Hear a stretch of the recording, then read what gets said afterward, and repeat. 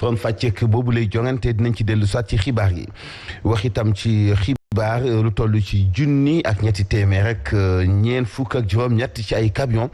ñu ngi dund ay coono yu doy waar ci frontière Sénégal ak Mali ñooñu yooyu lay camion lu toll ci ñetti junni nit ñoo cay liggéey seen condition métti na loolee li tax ñi sàkku kilifa yi ñu indi ci solution lu may loolu yéen kay mooy pàcc gu mujj gi ñi ndax keppe xibaar yi di ci ànd ak El Hadji Ahmed Aïdara faram fàcce gi Mambay Ndiaye. Voici Trafic News.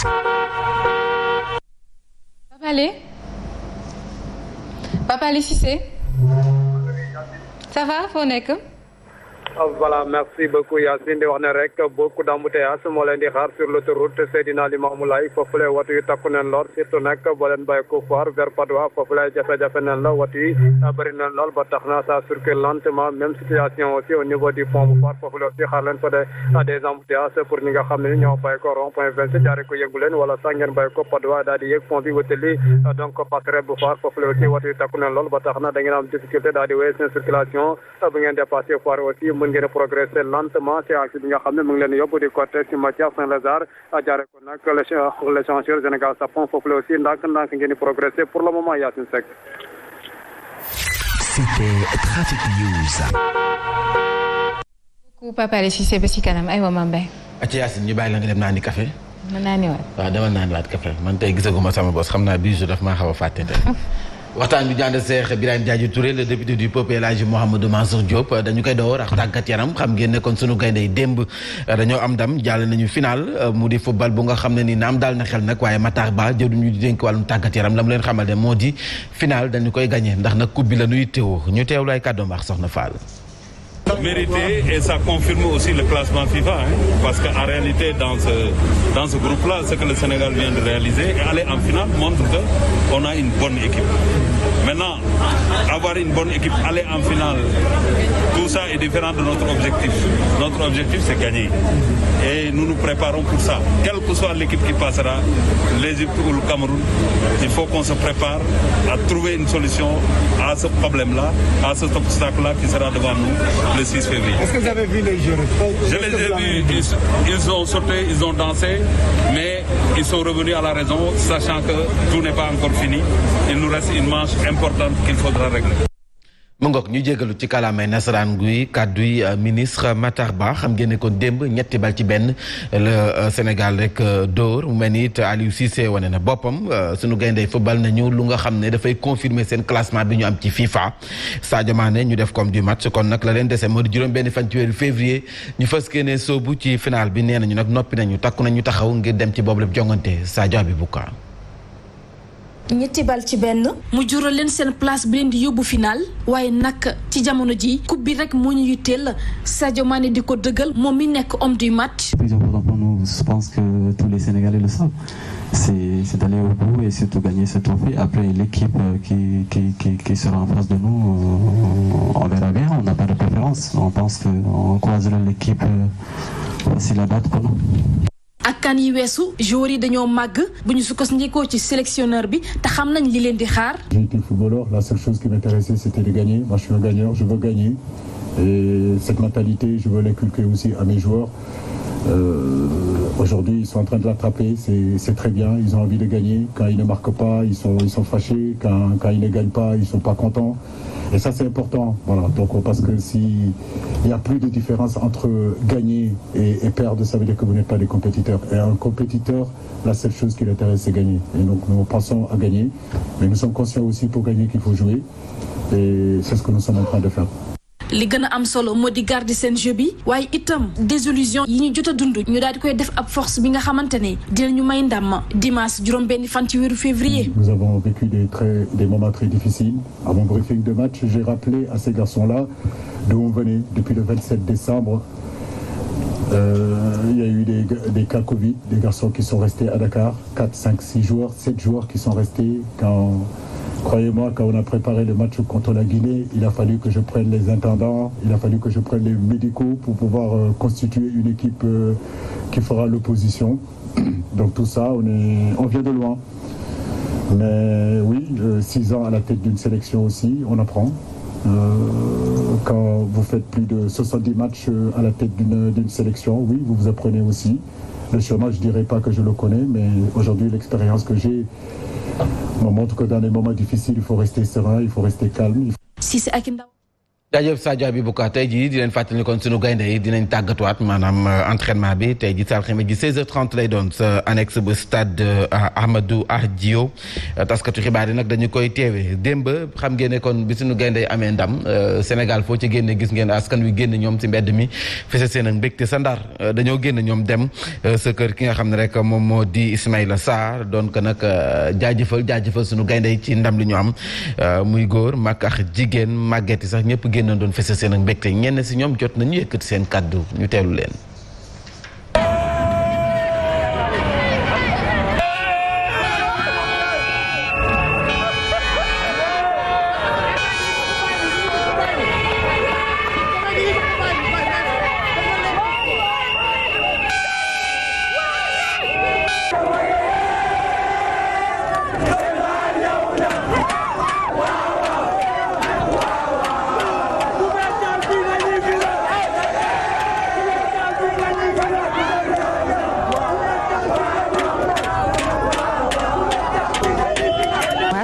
bu baax rek waaw fier si moom nag suñu cousin la suñu doomu nijaay la dañu kontaan ci moom rek dafa dugg rek def différence mani la man la football moom Ndar la dëkk waaw man la Koliba yaayu tante Ismaïla Sarr man ak yaayam ñoo bokk ndey ak baay kontaan ci sama doom bu baax a baax a baax di leen ñaanal yàlla may leen wér ak wér la bu nga xam ne daanu dem ba final bi jël coupe bi indi nu ko fii ci Ndar kër Ismaïla Sarr. ma ngoog ñu ngi taataane yooyu la kàddu foofee sa Ndar goxub maam Koumba Bang El Hadj député du peuple Matar Ba nee na final dañu koy gagné démb ñëpp fësal nañ seen mbégte rawatina gaynde yi waaye nag faw ñu delluwaat ci compétition bi te xam ne final bi ñëw na ba noppi. bu dee ci wàllu nit ak nité dañuy wax ni yàlla nañu ko gagné bu dee ci pas-pasu nit ak détermination man damay rejoindre Matar Ba ci li mu wax. dafa am loo moom am lu yàlla moom mais li ñu moom nag comme ni ko Sadio Mané defee démb loolu donc mooy gagné coupe xam ni da ngay gagné coupe. dem ak pas-pas dem ak détermination ak farlu ci li nga bëgg a am nga am ko loolu dafa am solo ndax ci yitte rek ci la nit ki di mën a atteindre objectif bi nga xam moom la bëgg te defe naa ni li ñu def akas néew dañ koy bindu ci histoire muy ñaari final yu tegaloo ci diggante bi nga dem ci mondial donc lu am solo la mais l'essentiel mooy Sénégal nag wax dëgg yàlla jot na maa ngi seetaan démb match bi ci Bing Sport ay chaînes YouTube yu bëri yu ko reprendre même monde arabe bi da ngay gis ni ñuy supporter équipe nationale bu Sénégal dañu lay wax carrément ni Sénégal moo nekk meilleure équipe ci Afrique ci wàllu football ci ñoom ni ñu koy xalaate xam nga ñoom amul ku ñuy faral c'est-à-dire que li ñuy seet donc li ñuy gis moom la ñuy seede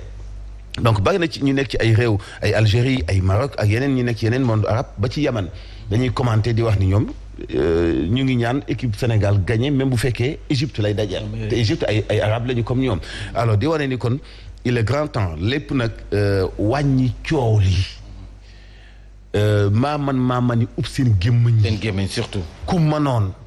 doo def publicité pour ñu wane la lillahi wa rasul seen sarax yooyu nañ ko defal seen bopp seen nañ génn nàkk bi nañ ko defal seen bopp coupe bi du coupe benn sëriñ coupe askanu Sénégal la ñu àndandoo dem ci benn but peuple foi bañ a dem ci gaynde diw nañ génn sondeel bii nañu suñuy gémmañ te supporter ñaan yàlla c'est l'essentiel parce que am na nitu yàlla yoo xam ne saa boo génnee ci cadre bi ñu ñaan contraire nañ ci yàlla musal nañu bàyyi rek ñu dem de façon très souple quoi vraiment gagné ko bi ñu yaa nañ ci yàlla musal Birahim boo amoon conseil boo jox Aliou Cissé lan lay doon mais benn conseil lay doon et je pense que du sax conseil rappel lay doon mooy nii c'est tout un peuple qui est derrière l'équipe nationale du Sénégal moom la ñu dénkee équipe nationale en tant que sélectionneur moom ci boppam wax na ko ci ay interview yenn saa yi mu xaw a dëgër bopp mais dina déglu li nga xam ne moom mooy critiques yi nga xam ne moo ngi jëm ci wàllu gestion équipe bi liñ naan nañu bàyyi joueurs yi ku ci nekk nañ ko fàttali ni footballoo juste parce que da nga sol maillot bi waaye da ngay football pour toute une nation xam nga dafa am Burkina bi ñu dajal démb seen entraîneur dama koy déglu démb muy wax avant le match muy expliquer di waxtaan ak joueurs yi ne leen dafa am situation bu nekk suñu réew actuellement la ngeen di football sóoraale leen ci waa réew ma ci situation yi ñu nekk wan leen ni ñu ngi ànd ak yéen mu neex mu naqari je pense que Aliou Cissé xam na ko c'est un Sénégalais bëgg na réewam ñi joueurs yi ku ci nekk bëgg nga sa réew na ku nekk def fulla ak fayda ci li ngay yëngu boo mënul wala boo jàppee ni tey ce n'est pas mon jour mais bul nangu wala bul bañ plutôt ñu bañ la boole ci 11 de départ bi bu ñu waree changer nañu changer ñu war a changer c'est un technicien yàlla may na ko suturaal na ko ba fii yàlla suñu borom yokk sutura bi ba li ñu bëgg mu la gën si ñun mooy jël coupe bi au moins pour une première fois voilà ñu andi coupe bi Sénégal loolu la ñu bëgg te mooy yéene bi leneen lu soxal bi la jotaay xibaar El Hadj jox na ko ci ndorteel li moo di junni yu tegal ñetti téeméer ak ñeent fukk ak juróom-ñett ci ay camions yi nga xam ne jamono ji ña ngi ca frontière bu Mali taga fa tembe ñetti junni ci ay doomu aadama kon jàpp leen ne jamono ji ñu ngay dund gu metti foofee la ko waral du leen dul sanction yi nga xam ne CEDEAO daf ko teg ci réew bi di Mali réewum Sénégal nag di ko dund si anam gu jéggi dayoo groupement économique du Sénégal ñooy ni gisee nee nañu nag wàllum exportation bi sax si diggante ñaar réew yu Sénégal dina ca perte lu toll ci téeméer boo jël juróom-ñaar fukk démb lañ ko doon xamle si ak gannaaw ga ñu woote woon ak taskatu xibaar yi nanga ko bakayoo ko groupement économique du Sénégal di GES mi ngi soññu kilifa yi ñu jiite Sénégal mooy kiy gën a perte ci sanction yi CEDEAO teg ci kaw Mali bu ñu doyloo coordonnateur collectif acteur transport routier yi. chauffeurs yi ñu ngi vivre dans un grand dénuement da ngay nekk ci àll bi amoo foo demee àll amoo foo sangoo restaurant sax doo ko am bi nga xamante ni ñi ngi chargé mesure bi amul woon. 1348 ça fait 2600 personnes boo demee fu mel ne Thiès essentiel lu transport. lépp nañu xaalis ci banque yi jënd des véhicules destinés au transport sur le Mali hypothéqué nañu seen i kër banque am yoonam nekkul ci li nga xamante ni CEDEAO jël na ko. ci gis-gisu yële opérateur économique Sénégal boo moywul dina perte fret bu Mali bi maanaam lépp lu mu fa daan yóbbu te daan jaar fii ci réew mi ci seen janook taskatu xibaar yi ñuy ñaax njiitu réew mi Macky Sall. le président Macky Sall jël yére Union africaine dem seeti ko ñu dem sous la palabre waxtaan danañu am solution. te sax groupement économique du Sénégal di GES ànd ak yeneeni organisation ci secteur privé bi ñi ngi tëgg mémorandum boo xam ne ñoo koy bokk muy document boo xam ne jàpp nañ ne mën naa dimbali kilifa yi ci ndogal yi ñuy jël. El Hadj kuréel ga groupement économique du Sénégal la ñu tudd nee nañu jamono ji borom camion ya nga xam ne ñoo nekk ca frontière bi ñu ngi koy dund gu metti di ay sénégalais. waaw man dafa xaw a desee leer ci man xibaar bi quoi. ñoom transporteurs yi ñoom ñoo am problème ci li ñu jënd ay camion te yoon boobu tëju complètement ñu leb ci banque yi jënd ay oto. marchandise bi ñu doon yëpp jógee jëlee ko port yóbbu ko Mali. loolu dakk ba tax seen activité wàññeeku seen chiffre d'affaires wàññeeku wala dafa am ñetti junni doomu Sénégal yu tagga tembe frontière Sénégal ak Mali bu fekkee loolu la mais loolu nan la mën a nekk c'est-à-dire loolu mooy question bi. ñoom camionneurs yi dañ dem ba ci frontière mënuñu dugg chargé nañu ba noppi fu mu nekk ñi ngi taxaw. waaw mais loolu xam nga problème la boo xamante ni. am parce que li ñuy yóbbu marchandise la. malien moom moo ko moom xëy na ñoom ñu koy yóbbu ñu wax leen a fay ñoom itam retour itam ñu war a fayeeku mais ñoom transporteurs yi metti na ci ñoom mais bu situation bi taxawee te mënaguñu ko régler ne ñoom itam nañu jéem a trouver solution parce que ñetti junni chauffeurs yi fa nekk ay doomu Sénégal lañu ñen ñooy seen ay patron ñoom transporteurs yi doon amal rencontre bi donc demander waa CEDEAO ñu dindi sanction pour ñu continuer seen activité farata la mais lu ni këtt lu ni jon nag effet li gën a nekk farata veille ci situation chauffeur ak apprenti yi nga xam ne du ñu ay transporteur nekk ci frontière bi donc dafa am ñaari xeex ñoom transporteurs yi ñoom ñu ngi xeex pour souffrance seen business camions yi ak xaalis yi ñuy leb ak marchandise bi ñu yàpp mais ki dawal camion bi yóbbu ko ba ca frontière ba war a dugg Mali te duggul ki dawal camion bi dem bay génn Mali te mujjuta mën a génn ñaari question yooyu defe naa ne moo gën a nekk farata tey fexe ba ki doon dawal camion bi ñëwaat ci njabootam moom camion bi gisaat alalam loolu mu gën a nekk farata xam nga souvent bu ñuy faral di def communication toujours ñu nekk ci kaw patronat bi ñoom ñooy gën a communiquer parce que ñoom ñoo moom bien yi mais dafa am ci biir bien yooyu ñu nekk ci suuf di ko doxal di am salaire yi tuuti di am frais de mission yu néew.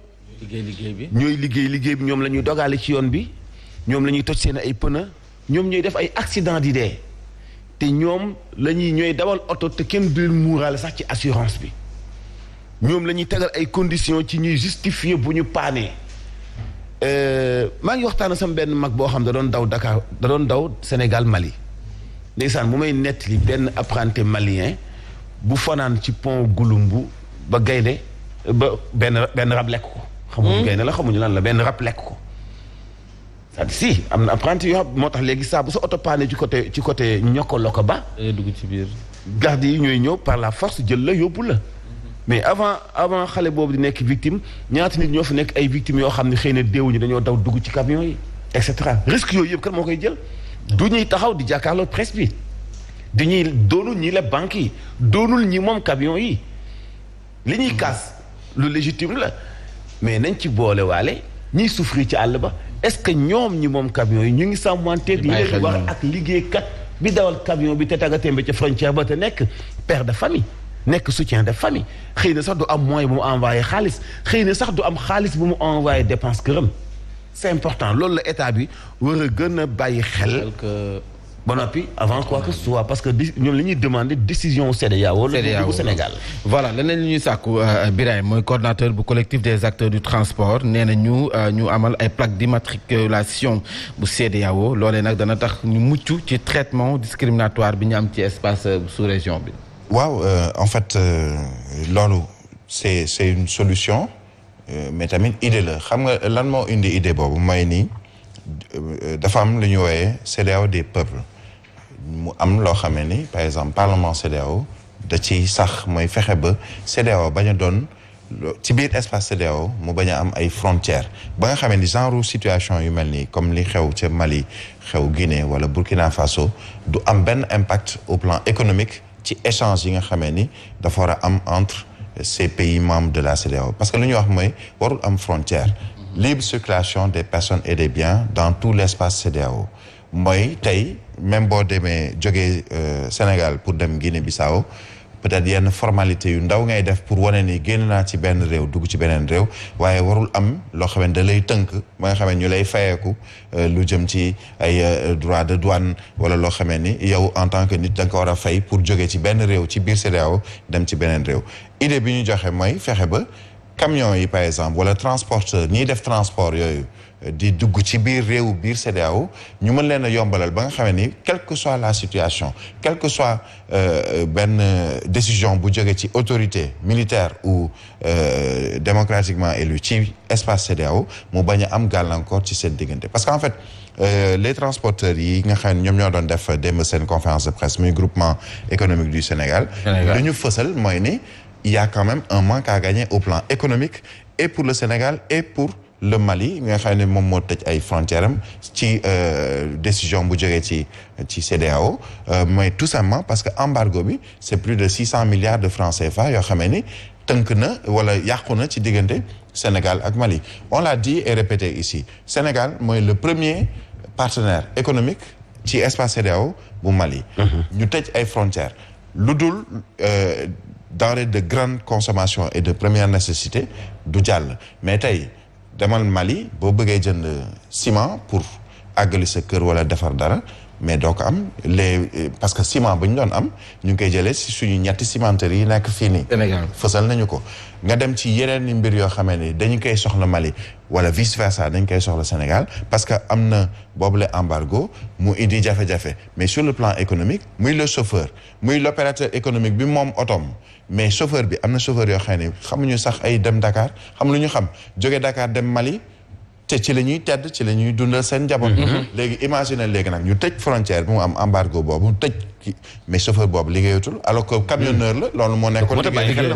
donc yooyu yëpp bokk na ci loo xamee ni les dirigeants de la CEDEAO il faut nécessairement ñu wut lu ñu woowee une solution transitoire mais pas seulement CEDEAO mais Union africaine ci boppam en Afrique bon on espère que avec la présidence du Sénégal ci Union africaine dina am yenn solution wala au moins des débuts de solution yu ñuy indi c'est non yaakaar la ñuy mën a am yaakaar bi mooy am na lu fi am xam nga tax dañ seet ñu koy defaree président Macky Sall Sénégal amoon na benn veto bu mu opposé woo dogalu CEDEAO pour xam ni moom réewam mu ëpp avantage ci yeneen réew yi nga xam ni ñooy demander embargo bi ci digganteem ak Mali benn ñaareel bi ci des président Macky Sall waroon na xam ni li Sénégal di gagner des centaines de milliards yi Birahim wax sànq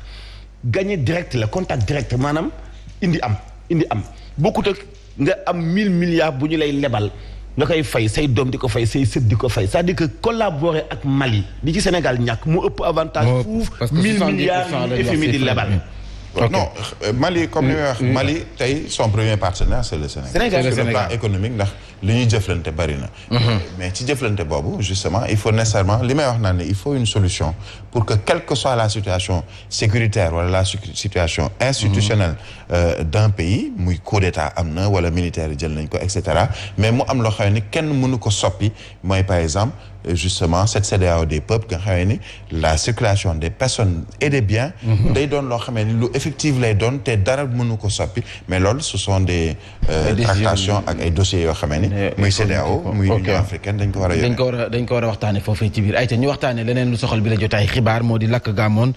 sa biir mairie bu Nguet Ardo département bu Louga maire ba ñu fa tegaat bokk si Benno Bokk Yaakaar Talibou Yaba yëkkati na kàddoom di sàkku ci askan wi ak dal ba noppi sàkku ci autorité administrative yi naka noonu di waaye politique yi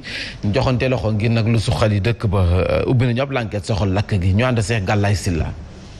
gannaaw lakk gi am ci mairie bu Guet Ardo ñu ci doon njortu coowal politique maire sortant bi kenn xamul woon fu mu nekk yëkkati na ci ay kàddu. ñun donc la coalition Benno Bokk Yaakaar ñu ngi am 35 conseillers liste parallèle bu fa am 9 conseillers malgré ay appel yoo xam ne jàppale leen kii jàppale leen kële teewul population Guet Ardo wane population bu mûre la population bu démocratique la mu voté librement ñu gagné bi ñu gagné ba léegi nag ñi nga xam ne ay fausse liste la boo xam ne liste bi kenn xamul lu mu doon liste famille la liste ethnie la liste clan la liste boobu ñoo fa nekk nag di créer ay problème avertir naa bu yàgg nag autorités yi mais nag démb nag dañuy ñëw taal mairie bi taal état civil mairie bi. Talibou Yaba xam le tamit ne Guet Ardo moomee lu ñëpp la. Guet Ardo du royaume on est dans une république la population a voté librement et a élu un candidat a élu des conseillers a élu une liste et cette liste va gouverner selon les règles de la démocratie. mujjantal gi mu wax kilifa yi ne. léegi nag damay lancer appel autorités yi mooy le procureur de la république de Louga di lancer appel aussi commandant brigade de Koki lance appel au gouverneur de la région de Louga madame le préfet monsieur le sous-préfet jël leen seeni responsabilité ngeen régler li xew Guet Ardo population ñi mu ànd ak man nañu dal. ñu dem sa Jamal commune la bu feet nekk sa département bu Mbirkilaan foofee nag dëkkub diine la mënees nañu ko jàppee noonu El Hadj Abdallah Cissé moom moo ko sanc sa gox boobee des ñoom askan wala ñu sàkk moo di ñu la yóbbu leen fa délégation spéciale ndax nee nañu nag foofee dëkk bi dafa mel ni amuñu benn njiit foofee sa Jamal loolee ay kàddu la yu tukkee ca ka nga xam ne rek moom moo jiite dëkk ba ndax na dañu nekk jamono ji ci wàccaayu ko li nga xam ne moo di seen ziara annuelle bu ñuy woote at mu jot xalif général ba moom mooy sàkku sa délégation spéciale Alioune Kane. xalif général bu jaamal moom lu mu bëgg rek mooy ñu def benn délégation spéciale ci commune bi gannaaw résultat provisoire yi nga xamante ne maire sortant bi la dëggalaat ci commune bi. mairie bi nag ku ko yore am na sañ-sañ yore ko waaye ñun daf ñuy borge kër sëñ bi dafa borge waaye xamuñu président daal bi lu fa dem ko fay def fii taa dem ko def mairie bi laa wax ne deful jaamal dara joxewul jaamal dara. mu ngi waxee lii nag ci ndaje bi nga xamante ne mu ngi doon àddu ci ziara annuelle bu gox bu sell bile. mooy bis boo xam ne dañ ko war a amal jaamal mooy 26 février mooy ziara général ko jaamal ñu jàpp ko moom ak njaboot bi ak waa Patassou ak si say man soog ak wala ñu war jaamal ñu war ko le 26 février mooy bis boo xam ne saa yu mu sañu rek ñu leen ko doxalee. li mën di am kilifa diine yi ca jaamal ñoom sàkkuwuñ leneen lu dul njiitu réew mi président Macky Sall indiwaat délégation spéciale ci gox bi gannaaw bi ñu seetloo ne maire bi liggéeyut te fàttali nañ ne délégation spéciale moo newoon ci gox bi diggante 2011 ba 2014. ñu waxtaane bi la yoon jogante législative yi xam nga ñu bëri ñu ngi doon laam-laamee ne kon soo moyul dañu koy dàqandi waaye nag njiitu réew mi président Macky Sall ñi ki démb si ndajam conseil des ministres ba mu ngay xam ne kon xaatin na ab décret kon nag jogante législative yi jàpp nañu ko fanweeri fan ak benn ci weeru juillet ci atum 2022 El Hadj xanaa nag fii sa xel mën naa dal waaw mais dafa am benn jàngat bu am solo bu Dame Mbodj def démb laa ko doon xoolaat di xoolaat bi ma gisee communiqué bi ñu ma informé ne génn nañu communiqué bi jàpp nañu datu élection yi may xoolaat intervention yi xool xalaat yi pour mën a dajale mais Dame Mbodj daf ma tënk ci lu am solo nee na fichier bii nga xam ni moom la ñu demee ay élection baaxul ku ci naagu jubilé nax nga sa bopp foo ko teg mu ni moom wóor na ko ni baaxul décortiquer na itam li tax baaxul ci xalaatam da ngay njoxt ni dafa mel dañoo sexal ñi nekk ci opposition bi c'est-à-dire que xam nga fi nekk nii amatul kenn ku gagné sa ville ante na taxaw ni fichier bi baaxul. ñëwee too ko ñoom ñëpp ko validé parce que ci la ñu faloo léegi même fichier boobu nag bu amee beneen tournée ci wàllu politique wala ñu maintenir sax coalition yi mais li ci mën a xew suba bu ñu leen bàccalee ba ñuy miir. duñ ko fi jàmbat waa ji am majorité bu kenn mënta am sikki sàkk à l'Assemblée nationale kenn du ko fi jàmbatee. te fichier bi quel que soit ñoom ci la ñu faloo mais bul fàtte ne mu ngi ci loxo yi ñu nekk ci nguur gi. ñoo koy déroulé ni mu leen neexee moo tax man élection yi. ma ngi si gàccee ngi si daal. ñëwuma ci ñi ne ci opposition bi laaj na gën ko jàngataat. xam naa nañ ko gën a jàngataat. mais fi ma tolloogum ci wàllu gis-gis. ci li ma dégloogum ci Dame Mbodj daf ma yayagum ci wàllu xalaat. ci ni piège la. piège ci ndam li ñu am ni ci local yi ci local yi. alors ay experts électoraux ñoom lu ñu xamle moo di fii ngir ñu woote fee élection législative dana jàmp trop ndax waroon nañu door li nga xam ne moom moo jiitu te ba fii kenn dooragu ko Birahim. waaw mais le 31 juillet la ñu wax ça veut dire que vraiment am nañu jotu. étape yi ñu war a jaar yëpp ñu jaar ko. ci élection yooyu parce que xam nga avant dañu doon annoncé ni juin. nu ñu koy le 31 décembre bi passé président de la République ci adresse à la nation annoncé woon na ci mois de juin pour élection législative yi comme mbir yi jeexagul woon ci élection territoriale yi am lu ñu doon soppeek yooyu finalement ñu jàpp date bi ci décret le 31 juillet 2022 bi ñu nekk mais man li ma gis ma njort ko mooy ni quoi qu'on puisse dire ñëpp a d'accord ci fichier boo gis mën na bañ a parfait y a toujours des imperfections ndax lu ñu naan c'est une œuvre humaine mais ba fii déggoo ñu ne la ci ñi gagné comme li Mansour doon wax ni d'accord uma ci fichier bi politiquement parlant ku nekk dina taxaw ne ni je suis pas d'accord fichier bi am na ay lënt ministre de l'intérieur et cetera mais prenons le cas du ministre de l'intérieur tey moom moo organisé élection yi est-ce que bu ñuy génnee ci élection yi dégg nga kenn ku ne ministre bi li nga organisé baaxul au contraire je pense que tout le monde est d'accord sur la tenue des élections yi nga xam ne li ñu def élections yi di élections territoriales yi ñu weesu globalement vraiment mën nañ jàpp ni tout s'est bien déroulé amoon na ay quelques jafe-jafe yu ndaw mais de manière globale tout s'est bien déroulé résultats yi ñëpp d'accord nañ ci li ci ñàkk d'accord yu néew lay doon mais globalement muy opposition muy parti au pouvoir d'accord nañ ci gis nga sexal boobu Mansour di wax man fi ma ci d'accord ci moom mooy tey ñii di waa Benno Bokk Yaakaar ci ñu xool ci ay chiffres ci wàllu élection yi dañuy jàpp ni jël nañu ndam li et même à presque 80% ci élection territoriale yi ñu weesu parce que quoi qu'on puisse dire booy xool ci chiffres xool ci ay communes ak collectivités territoriales yu ñu gàddu majoritairement ñoom ñoo ko jël am na yoo xam ne dañoo teg ay listes parallèles sax ñoom ñoo ko gagné donc je gagne ou je gagne la bu ñu xoolee ci wàllu chiffre ñu ne la Benno Bokk Yaakaar ci li mun jël ci ndam ci 3 millions d'électeurs ñi voté dañ la naan 1,7 million et quelques presque 1,8 million ñoom la ñu votel ci collectivité territoriale yi deuxième bi ñëw muy Yewwi Askan Wi avec 700 et quelques mille ci électeurs yi leen votel ci collectivité territoriale muy département muy ville muy ci biir commune troisième position Gëm Sa Bopp avec quelque chose comme 230 000 ñeneen ñi seddoo li ci des ça veut dire que Benno buy dem ci élection législative yi ñu jëm 2022 ci 31 juillet dafay am déjà dafay jàpp ne am na avance sur le plan électoral ndax ñi ko votel ci élection territoriales yi li muy bëgg mooy conforter avance am boobu ba dem ni mu majoritaire ci wàllu territorial yi mu mën ko majoritaire noonu ci élection législative yi mais foofu le piège bi di nekk ci opposition bi wàllu Sénégal bu parti démocratique sénégalais jiite nekk ci lan la ñu wax ci yeewi askan wi ñoo la ñu àndandoo te ñu ngi commencé di poser ay jalons gis nañu waa wàllu waa yeewi askan wi Ousmane Sonko ak ñooñu ànd ak ñoom ca Pikine pour défendre seen victoire bi ñu jàpp ci lu soxal mbirub ville bi ak docteur Cheikh Dieng gis nañu également ñuy àndandoo ci yu bari actuellement wàllu ci boppam yëkkati kàddu très récemment ak parti démocratique sénégalais bi ñuy def seen bilan wu seen élection territoriale ñu weesu fii ci permanence Omar Lamine Badji presque di woo waa ñenn ñi nekk ci opposition bi pour ñu àndandoo mën a dem ci élection législative yi je pense que la solution pour l'opposition foofu lay ñëwee mooy foog àndandoo am mais nag ñan ñooy ànd ndax ànd bi mën nañu jàpp ni ñëpp dinañ ànd ci opposition bi je ne le pense pas ndax am na ñoo xam ne dinañu xool ci élection territoriale li ñu am dañuy jàpp ni war nañoo mën a demal suñu bopp ci élection législative parce que mën nañ cee am ay députés si tu prends au prorata ñu ne la Benno Gëm Sa Bopp am na presque 230 000 ñu ko votel mais c'est quand même des sièges à l'Assemblée nationale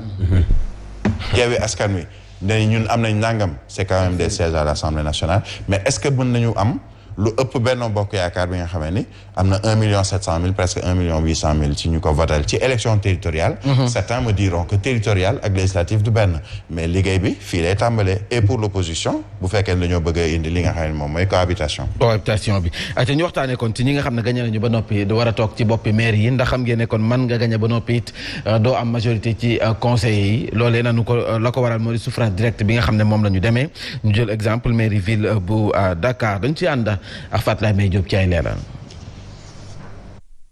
élection locale 2022 spéciale loolu ndax nag suffrage direct bi waaye nag itamit nañu répartir li nga xam ne moom mooy conseil yi nekk ci biir ville bi njiitu réew mi dafa génnoon benn décret le 15 octobre bi ñu weesu daal di fixé nombre siège yi nga xamante ne mooy am ci ville bi waaye tamit nombre siège bi nga xam ne ma ngay jóge ca commune yi te it mu doon ci nombre de conseils yi nga xam ne ñu ngi leen élire ci scrutin proportionnel bi ville bu nekk rek ak i résultat am dina daal di am ab pourcentage boo xam ne nag moo ëpp ca la nga xam ne moo ngay jugee ca commune ya niki nag Dakar nga xam ne 55% ci wàllu scrutin proportionnel ville bi waaye tamit 45% yi ñu ngi koy jëlee ci commune yi nga xam ne ñoom ñoo daal di gagné loolu tamit di wane liste ba gagné ci ville bi ka fa jiitu ba moom mooy doon ki doon maire ña ca des nag doon 55% ci conseil yi ñu ngi leen di jëlee ci ñi nga xam ne ñoo demoon ca élection ville ba ak seeni résultat ñeent fukk ak juróom ya dinañ daal di jugee ci liste majoritaire ci commune yi nga xam ne itamit ñoom gagné nañ seen liste li ni mel nag day wane ne itamit mën nañu fal maire boo xam ne ci biir conseil municipal am du fa am majorité. ay ji Birahim mën nga am gagné comme niñ ko nemee ko ci localité yi bari mais am na si ñoo xam ne ci biir conseil bi ñoom du ñu am majorité bi. mais nag Mambay man dama jàpp ni dañoo toll ci jamono joo xamee ni c'est pas parce que Mambay est maire bokk gëm sa bopp waaye Yewwi Askan Wi que Mansour majoritaire ca li mu am ci ay conseillers mu mën a am lu ñu wooyee genre minorité de blocage ba yow loo nas ci lu jëm ci askan wi nga xam ne ñoom ñoo la fa teg ñoom ñu xeex ko je pense que maa ngi koy wax fan yi ñu weesu moi maire d'une ville ou d'une commune même conseillers municipaux yi bu ñu xësee ba fal na ni installé maire bi installé conseillers yi waratuñu xool appartenance politique xëccoo nañu leen doon xëccoo yàlla may ma ndam ba ma nekk maire ville ba wala maire commune ba conseiller ku ci nekk am nga en tant que conseiller municipal sa sañ-sañ ak kàddu boo xam ne am nga ko ci biir conseil municipal bi mën nga ko appliquer mën nga cee wax mën nga xool ne ni maire bi li mu bëgg a doxalee d'accord ma ci ngeen discuter ko mais il faut ngeen jiital li ñu naan bëgg-bëgg askan wi mais surtout li tax ñu fal leen en tant que conseillers municipaux parce que même le maire c'est un conseiller municipal li tax ñu teg la fa en tant que conseiller mooy pour nga defal askan wi nga liggéeyal askan wi le maire de la ville de Dakar ne peut pas être kuy opposé wu systématiquement avec le gouvernement. Non. Parce que am na lu bari loo xamee ni mais ci gouvernement bi lay jóge en tant que état central yow da nga nekk loo xamee ni dañ la jënk ne la sax dañ la jox lu ñu woowee ay compétences transférées compétences yooyu kan moo ko moomoon nguurug Sénégal moo ko moom gouvernement bu Sénégal ngay PDS ngay APR ngay ku mu mën a doon gouvernement bi moom moo ko moom mu jël lenn ci ay jumtuwaay yenn ci ay sañ-sañam dénk la ko yow en tant que maire ci cadre li ñu wooyee compétences transférées yooyu ak wàllu acte 3 de la décentralisation acte yi fi jàll yëpp ci wàllu décentralisation ça veut dire que tu es d'accord maire de l'opposition wala qui a été élu par l'opposition ci jongante mais une fois maire muy yow muy say conseillers municipaux war nañu seet naka la ñuy def ba li tax askan wi teg leen fa ñu mën ko liggéey c'est pas parce que je suis de l'opposition que maintenant en tant que maire day am opposition ba ci biir municipalité bi mën nga indi sa xalaat ak sa xel en tant que conseiller parce que c'est le rôle bi nga xam ne moom lañ la jox mais bu mu am blocage yoo xamee ni finalement askan wi moom moo ciy perte parce que le fait de faire la guerre à Mambay parce que moom ci opposition bi la faloo mais Mambay de toute façon dina jot ay indemnité am fin du mois mais kan moo ciy sonn après askan wi nga xam ne moom moo tax ñu nekk fa muy ci commune bi wala ci ville bi il faut nécessairement que quelquefois ñu dindi politique ci gestion municipalité wala gestion ville te xam ne c'est d'abord pour les populations voilà El Hadj caam lañ ko sax dégg am na benn autorité bu wax ne kon di wax ci benn maire bu bees nankaan fal nañu la waaye bi boo nga xam ne du yomb ci yow ci maire bi est-ce que loolu ko wax Ahmed Aïdara Xafa Touré ñoo ko wax Ahmed Aïdara gis nga politiciens yi